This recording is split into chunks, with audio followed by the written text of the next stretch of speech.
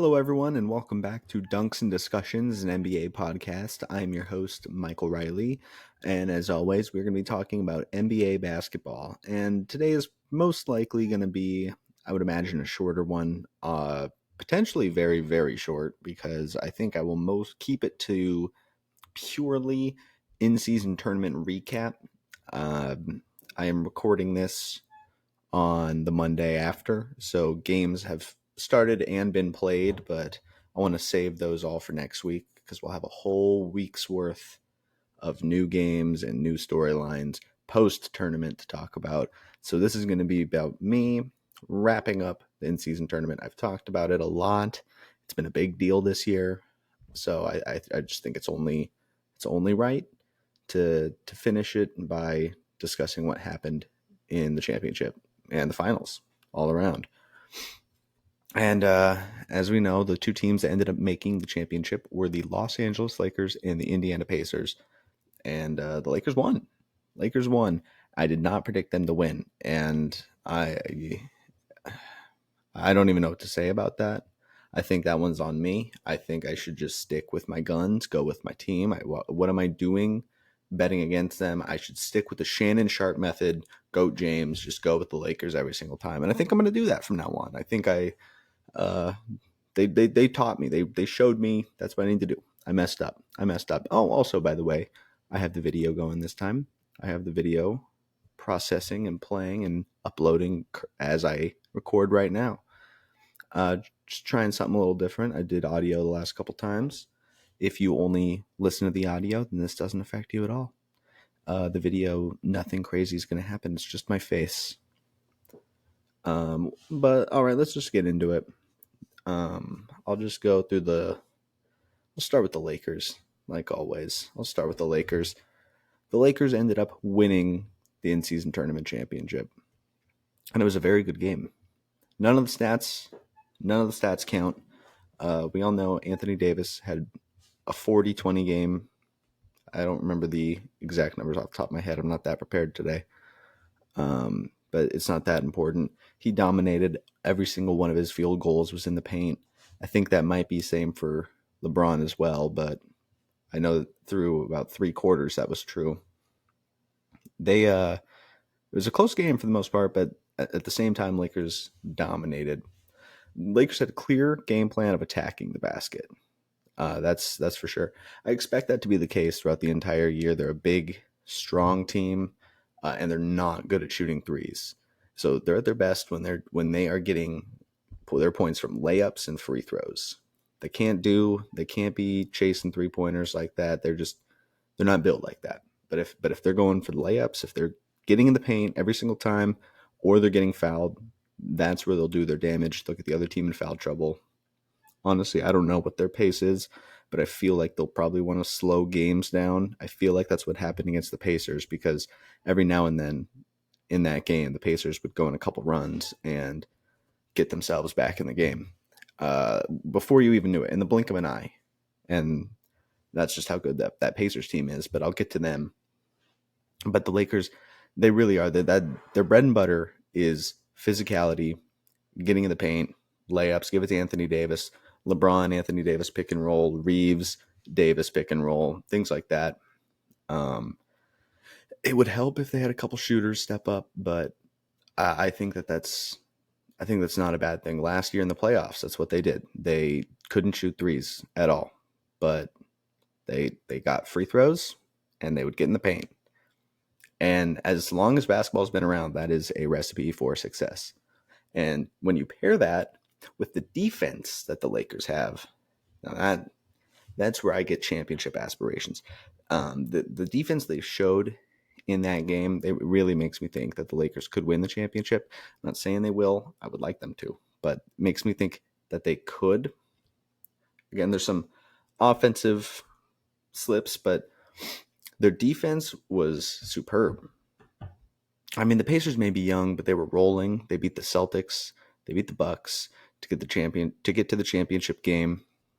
But Vanderbilt and Cam Reddish had Halliburton in hell for a little bit at times. Not throughout the whole game. Halliburton's numbers were pretty good, but having them both there, the whole game. He was not locked up, but he had a person near him at all times, and I think that bothered him even a little bit. And that's a luxury that I think the Lakers have. I think that is a luxury to have both Reddish and Vanderbilt. Problem being, uh, oh, did people? I don't know if there was a tweet that went around, and it had Anthony Davis, Cam Reddish, and Vanderbilt, and it said name better defensive trio in the NBA right now. I saw some people on social media talk about it, and I think that's a pretty good defensive trio. But what I saw from this count, Jokic, Joestar, he was talking about how those three can't shoot, so you could never play those three at the same time. And there's the argument that, well, it's nice that you can stagger Vanderbilt and Reddish, which is definitely nice. But it's true, Vanderbilt can be an offensive liability at times, and he was that in the playoffs last year. And no matter how good his defense is, when you get down to those nitty gritty games where you need every possession and you're in elimination games or close to elimination game scenarios, every possession matters. If you're missing threes in the third quarter, it makes you a little unplayable. If you're not just missing them, if you're the type of player like Vanderbilt is, that you're not even supposed to be taking them, and then you're missing them. But the defensive capabilities of that trio, I put on par with just about anyone. Probably any Timberwolves trio, I'd put it right there. There's some other defensive. I'm trying to think off the top of my head. There's some other good defensive trios. Timberwolves have just been elite. Oh, probably a Celtics trio. They've got Porzingis, Holiday, Derek White. Oh my God, that's a trio. That is a trio. But I take the Lakers defense against pretty much any team, and I think it'll give them a shot. Okay, one thing that upset me about the Lakers, I'm upset with how much LeBron cheered. I am. I'm a little upset. I was really hoping he would do something a little more like maybe like what Kobe would do and not care. Maybe not care or not make a big deal about it. No champagne, none of that. Like, be excited, go celebrate, go have fun in Vegas, but keep it low key because that way you're showing the team, showing everyone that this isn't the goal. They kept saying it. They kept saying, we know this isn't the goal. But then they started throwing the champagne around, and they can do whatever they want. They can do it. They want it. It's the first one. They're trying to make it a big deal. I get it. It's probably what LeBron's trying to do. LeBron wants to be an owner one day. He wants the NBA to be prosperous. So, he wants to make this a big deal so it becomes a thing and stays a thing for 15 years. And he can forever say, I'm the first in-season tournament MVP. He'll always have that. He will always have that no matter what. Whatever its legacy becomes. But I think it would have been a little cooler if they had taken it cooler, if they had taken it a little calmer. They can do whatever they want. It really won't matter if they win the championship. If they win the championship, it doesn't matter at all. They cheered, then they're going to cheer again, and no one can say anything. But if they do the champagne and then you lose, especially if you lose before the conference finals, that's just asking to get memed to death. Again, I don't think LeBron, I don't know if he cares about that, but he cares about legacy. So I was surprised, at least. I said upset. I was surprised. I was also a little upset. Okay, now one last thing about the Lakers. Before this, was listening to a little bit of JJ Redick's The Old Man and the Three Things that came out today. And they were talking about the in-season tournament because that's what happened in the NBA this weekend. And the way he and Tim Legler was on this podcast, the way that people talk about the Lakers, I don't get it. I know that people don't like the Lakers, but I'm just amazed by how surprised everyone is by them. I mean, they're playing very similar to last year's playoff squad. The record isn't as good, but it's coming around. Consistency has definitely been a struggle, but I don't know. It's just weird to me to see people so shocked that the Lakers are good. You still have LeBron. You still have AD. And they made the Western Conference Finals last year. People liked their offseason additions. And for some reason, everyone's surprised that they're playing pretty well. And other people, obviously, they've had bad games. They lost by 40. But I don't know. I'm surprised. I would have expected uh, a little bit more lenience. They just made the conference finals. I know they got swept, but they made it farther than the rest of the teams in the West, besides the Nuggets. Um, you know, I don't think it'll change. And they're not asking for it to change. I'm just personally surprised by that. All right, let's talk about the Pacers. The Pacers in this championship game never went away. It felt like the Lakers could have pulled away sooner. It felt like they could have pulled away about 2 or 3 times, a couple times in the first half, definitely early in the second half, but the Pacers never let it happen. And they deserve credit for that. They just this 8-team elimination bracket, they beat the Celtics, then they beat the Bucks, and then they played a very good game against a Lakers team that they do not have the size to compete against. They just don't. Not saying they can't beat them in a different game, but they just generally, matchup wise, they don't have the size. At least currently, Obi Toppin is not a backup center. That just makes you small.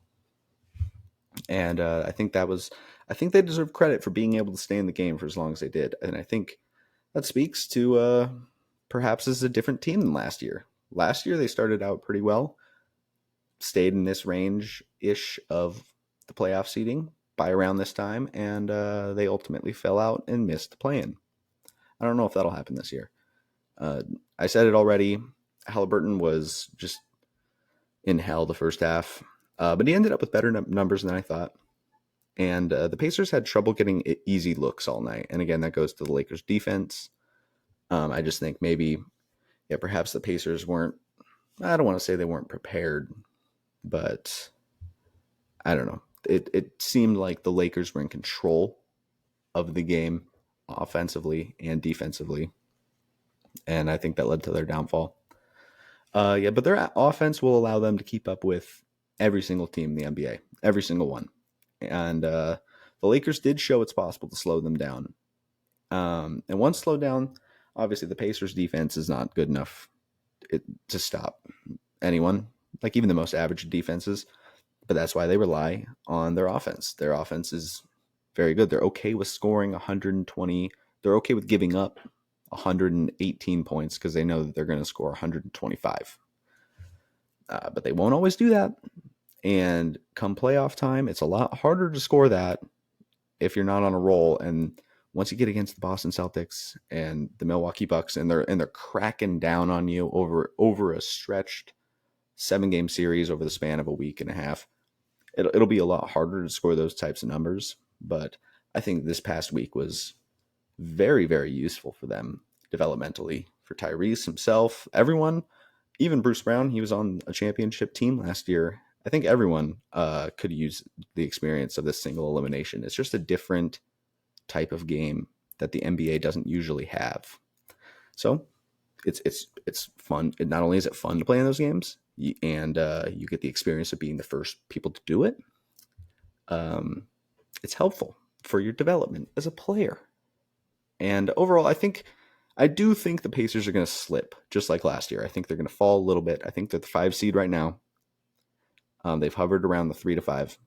I think by the end of the season, they're going to slip. I don't think it'll be out of the plan. I do not. I think I could see a 6 seed. I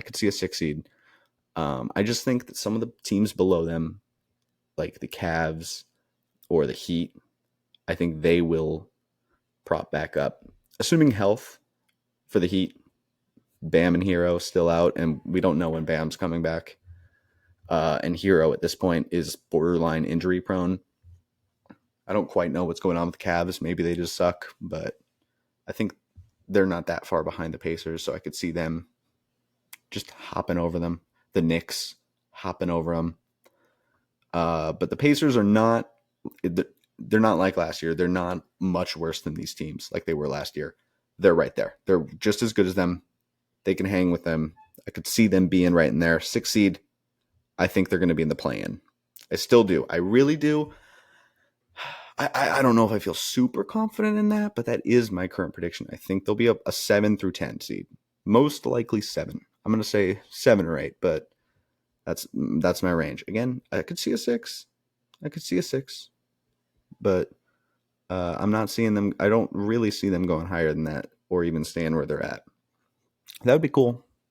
I'd rather see the Miami Heat jump up there. I'm a Miami Heat fan.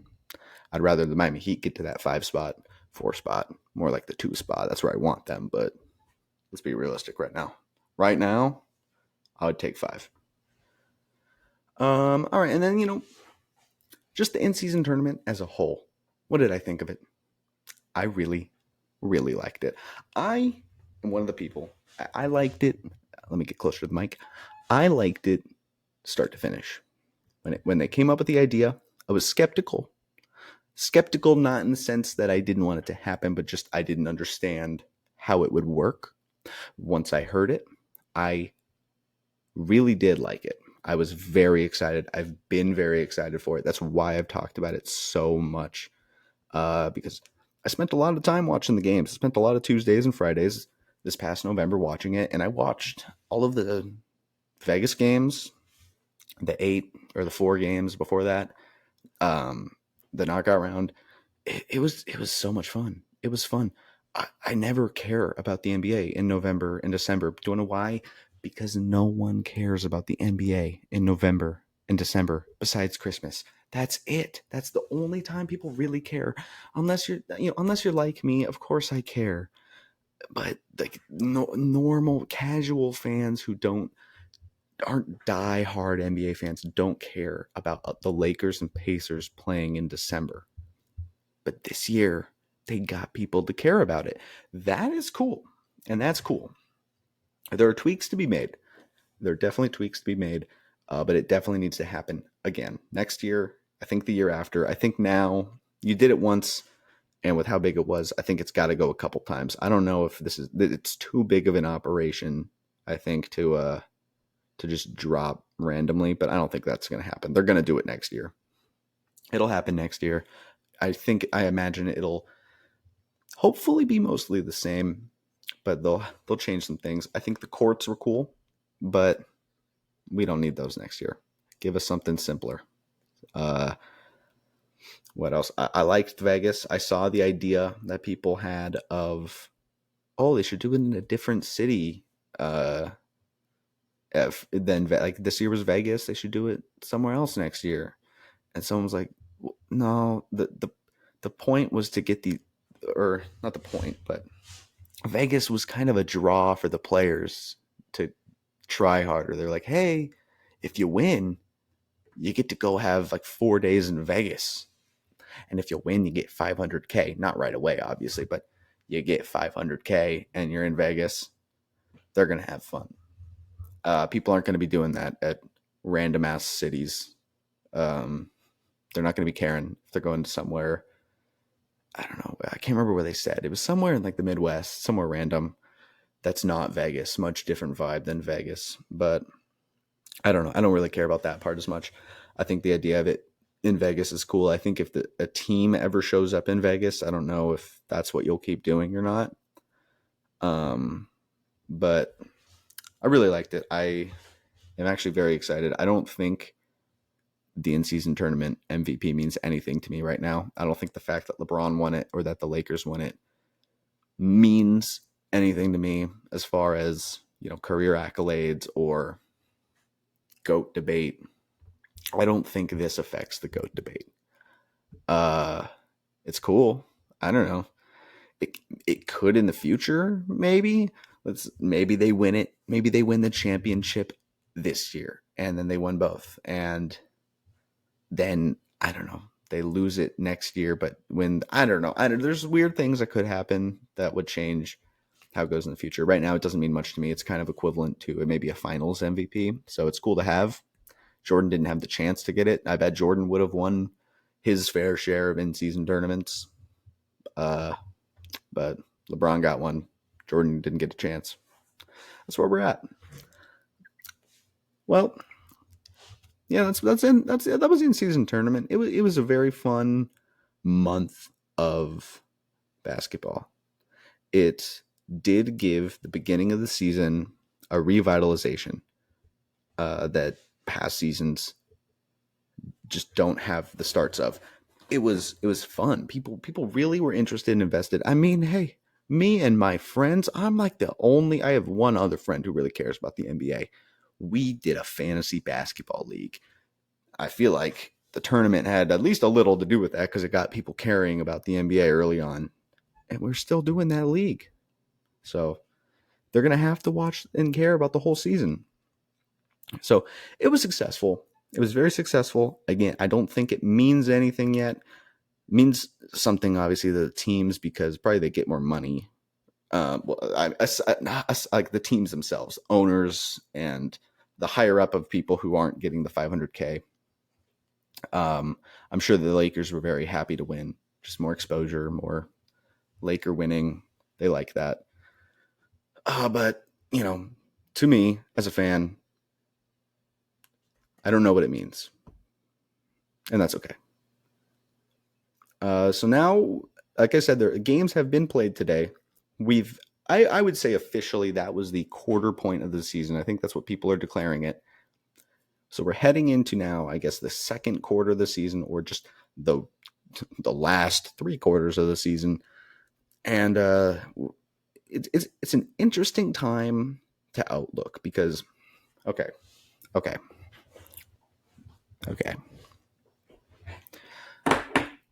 I would like to point out something. How teams have played so far is important, and we should judge these teams based on what we've seen, but it is not everything. There is still plenty of time for teams to start figuring things out. Let's take a look at last year's standings on December 10th. I got these on December 10th. It says December 11th. Besides the point. On December 10th, 2022, the number 1 seed in the Western Conference was the New Orleans Pelicans, and they ultimately finished as the number 9 seed and missed the playoffs.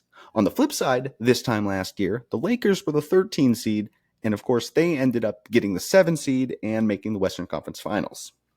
Okay, 2 seasons ago, the Boston Celtics were barely 500, and they were the 9 seed at the beginning of February, probably just before the All-Star break. They ended up getting the 2 seed and making the finals. So clearly, there is time for teams to improve and change the fate that they seem to be headed for. The Miami Heat, the Cleveland Cavaliers, the Golden State Warriors, the Los Angeles Clippers, they all have time to turn things around. We're a quarter of the way through the season. There's still a lot of games to be played. Now, again, that doesn't mean to not take in what has happened. There have been things that have happened so far this season that are undeniable about these teams that you can't just say they're going to get better because there's 60 games left. But there are also things about these teams that you can say, okay, this can get better with 60 games. There's 60 games left. It can happen. Those are just 4 teams I mentioned. This goes for just about anyone. The Pistons are on an incredible losing streak. And so are the Spurs. They both appear to be headed towards being considered one of the worst teams of all time. They could turn it around. Not in the sense that they make playoffs or even get close. They could stop the losing. They can. It's possible. It's possible. They can get double-digit wins. It's possible. They can combine for double-digit wins. They'll definitely do that. They will definitely combine for double-digit wins. Will they both get double-digit wins? Will they both get double-digit wins? Honestly, I do not know. I don't know if I can say that for certain. I feel confident. I feel semi-confident that one of them will get to 10 wins. But okay, again, let's see, that's what I'm saying. Right now, I don't even think they'll get 10 wins. They could get 15. Hey, that would be an improvement. Not from the beginning of the year, but they went down, and then they'll go up again. You see what I'm saying? So there's time. Yeah, I have, because it's fun, and I want this to be a little bit longer. I have the standings for December 10th last year right now. I just want to see what else is up there. The Celtics and Milwaukee were both 1 and 2 in the East. That makes sense. That's how it ended up. I think they flipped, but Indiana was the 6th seed. The East was kind of boring. Miami was a 10 seed. They ended up being the 8th seed, but they were a 10 seed. Obviously, I just said the Pelicans were the 1 seed. That's pretty crazy. The Portland Trailblazers were the 6th seed this time last year. The Portland Trailblazers. I know they had Dame. The Portland Trailblazers. Who let that happen? Who let that happen? I'm serious. Utah was a 9. 2 teams that did not make even the play-in. You had Minnesota, OKC, and Los Angeles Lakers all sitting outside the play-in, and they all made it. And the Lakers, 13 seed. Plenty of time left. The 2 teams over the past 2 seasons made the Western Conference Finals, and they were kind of considered average or worse at the midpoint of the season. We do not know how this year will shake up. We really don't. So many things can and I think will change, especially in the West. Maybe not as much the East, but the West has been more fun for over a decade, so that's just how it is. Not that the East isn't fun, though, because we don't know who will make it. It's not like when LeBron was there. It could be anyone. Miami's made it. Boston's made it. Milwaukee's made it. Philly could make it. Sorry for the pause, but you know why I paused. All right, well, yeah, that's about all I had. That's the in-season tournament. I was looking to see if there's any last thoughts I had, and no, I don't think so. I'm going to save it. We're going to have a whole nother week of basketball coming up. Oh, I remember. I got one more thing, and this is on behalf of my good friend Nick Henney. Who's going to go talk to Adam Silver about what this in-season tournament did to the fantasy football week 7? Can someone talk to Adam Silver about that? Because every team only played twice, and then there was no games on Saturday effectively, and no games on Sunday. And Nick Henney picked up 3 players on Saturday to play in that championship game, but the games didn't matter. So someone get Adam Silver on the phone to make sure he's thinking about my specific fantasy league, because that was a really big that hurt our souls a little bit. But yeah, that's NBA.